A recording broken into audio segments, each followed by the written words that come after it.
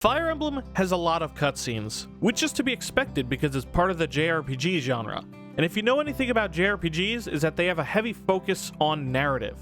According to extra credits, one of the reasons why JRPGs have such a heavy focus on narrative is because they were influenced by visual novels. So it really doesn't come as a surprise to me that when people submitted to the Don't Make Fire Emblem contest, at least a few of them turned out to be visual novels. Today, those submissions are going to be our focus. Our first submission is Sweet Flavour by Prism Alice. It takes place in... Actually, I don't know where it takes place. I know that might seem like a red flag for some who have played Fire Emblem Fates, but in my opinion, those kind of details were frivolous to begin with. It didn't matter that Nor and Hoshido were fighting on the continent of bum-f*** USA. What mattered was that they were fighting. And that's something I like about this game. It doesn't spend its opening cinematic telling you about every fucking kingdom whose names you're going to forget 5 minutes later. Instead, it only focuses on the details relevant to the current situation. Speaking of which, what is the current situation? Well, I'm glad you asked. Meet Neji. He's your typical Fire Emblem protagonist who just finished saving his kingdom. But now he must face his most daunting task yet, finding true love. And with 3 bewitching girls and 1 kid, oh dear God, no, yearning for his attention, and only 10 turns left to decide, what's a poor guy to do? In this fantastic comedy called Sweet Flavour, you'll find out. Rated PG-13. Starts Friday at a theater near you. Deciding who you want as a bride isn't as simple as walking up to them and showing them your dick. You need to build affection points, which you do by talking to the character, talking to people relevant to them, and picking the right dialogue options. Once you have enough affection points, your desired mate will become a marriage option at the end of the game. Just be warned, if you don't have enough affection points for at least one of the 4 characters, the only option you get is, everyone. Cinnamon. Please. Big brother, I'm back! You know, standard stuff for visual novels. Out of the 3 visual novels that I played for this contest, this one's my personal favorite, and most of that is due to the strength of the writing. I already mentioned how the game doesn't bog you down with pointless detail, but another thing it does right is make the characters fun and dynamic. Hearing you call me Lord just to roast me the second after is a very peculiar feeling. Is that so? I surely hope it doesn't awaken a strange fetish in you. Every character has a clearly defined personality, with Vanilla being kind and genuine, Choco being stoic and snarky, Cinnamon being clingy, and also, no, don't! And as for Citron... Don't think I'm coming specifically for you or anything, right? I think that's everything you need to know. It also helps that every character has multiple facial expressions, especially since the game otherwise sticks to SRPG Studio's personality-devoid runtime package. It just injects more life into the characters, you know? One of the only complaints I have with the game is just that some of the girls don't have an ending. After getting Vanilla's ending, which is incredibly wholesome, I tried for Choco next, only to find out the author didn't have enough time to implement it. But yeah, aside from that, I love this submission, and I encourage y'all to go play it yourselves. The link is in the description. Be sure to tell me which girl you went for in the comments. Wait a second, what's that behind your ear? Holy shit, is that Surfshark VPN?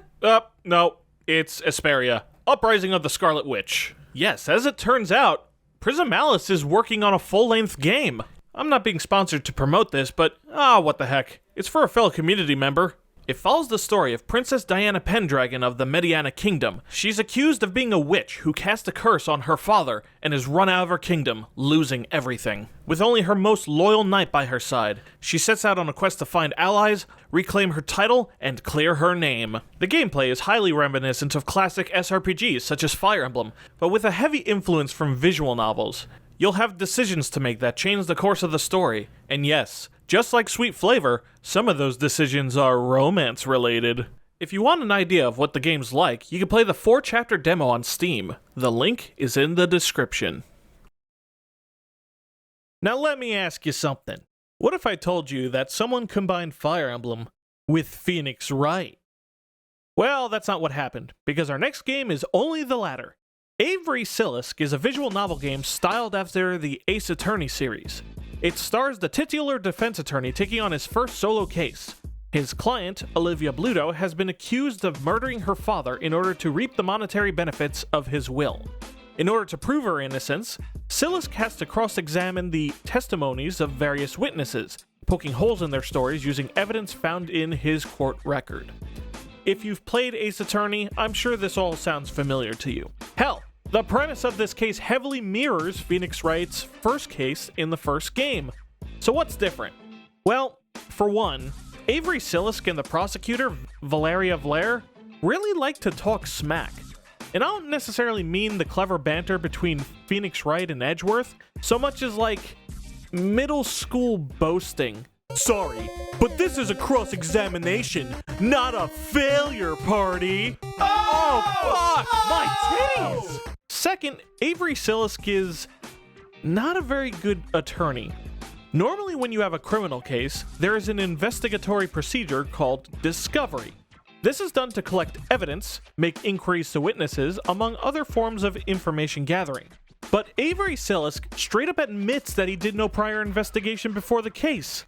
Like, dude, this woman's life is in your hands and you couldn't get off your fucking ass to make sure you knew what was going on? Was that episode of Brooklyn Nine-Nine too good to miss? Give me a fucking break. Aside from that, the only other difference I noticed was, yeah, it's literally just a mirrored sprite. Holy fuck. Yeah, the presentation could use some work. Overall, however, I had a good time playing this. Putting Ace Attorney in SRPG Studio probably wasn't easy to pull off, and the fact that it works as well as it does is impressive. I know this is cliche to say, but with some improvements to the writing and presentation, this could work as a spiritual successor for those eager for another Ace Attorney game. Last, but certainly not least, is Puzzle Over by Eclogia, or Eclogia.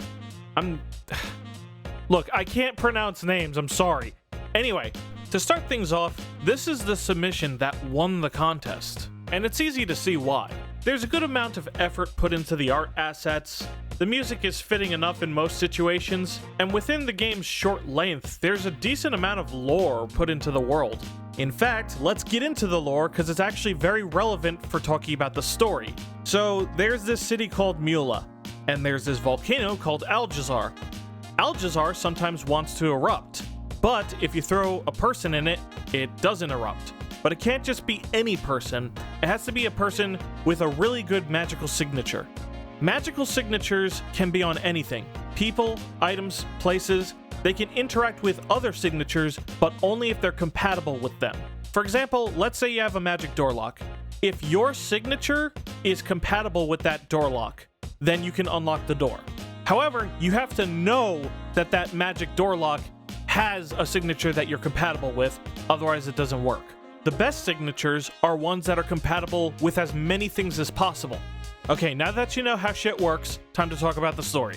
This dork is our main character, Galdi. He's a scientist. He doesn't like the fact that Alcazar the volcano vomits all over the city if you don't throw a good tasty human with a good signature into it. So he works together with this chick right here, Morella, in order to find a solution. One day, they get a delivery from the mailman and he's just like, yo, here's the final parts to your new device, the sigil analyzer.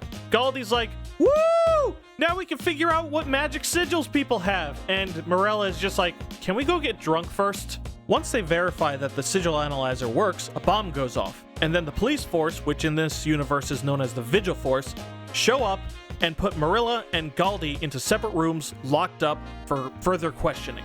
Throughout the story, Galdi uses the sigil analyzer to play across puzzles and figure out the mystery of what's really going on. The story is decent enough. My only issue with it is that there's a lot of telling rather than showing. For example, at the start of the game, Galdi's talking about his fiancée, Kali. Now, Kali is part of the Ermines family, which is a family that has a bunch of good signatures and were typically thrown into the volcano in order to satisfy it. But Kali was not born with a good signature, she got a shitty one. So in order for the Ermin's family to retain their good signature genes, Galdi agrees to marry Kali in exchange for funding for his scientific research.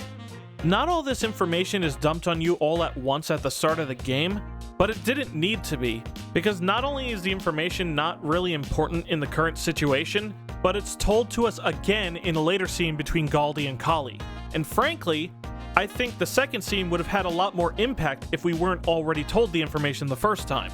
Galdi is depicted in the game as an optimistic scientist with not a bad bone in his body, so having the player find out that he only married his fiancée for research funding would be an interesting twist.